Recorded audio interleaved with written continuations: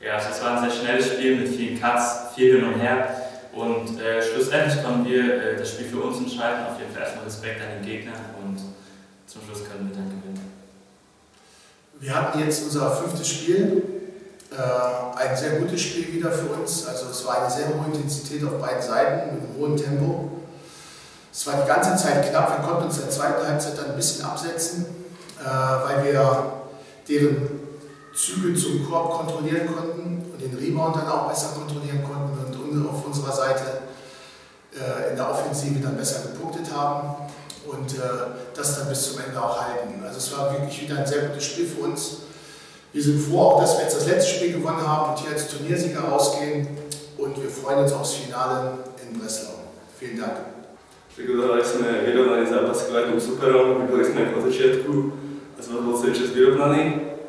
A podľa mňa jedna vec, čo nás zdieľala víťazstva, bola mentálna stránka, že sme si od začiatku zápasu neverili, nešli sme do zápasu s tým, že ideme vyhrať.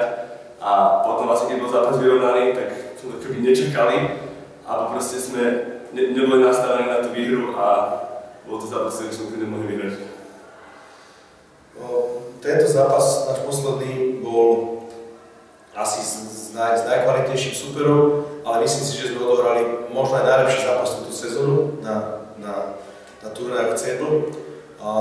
Mentálna stránka je jedna vec, ale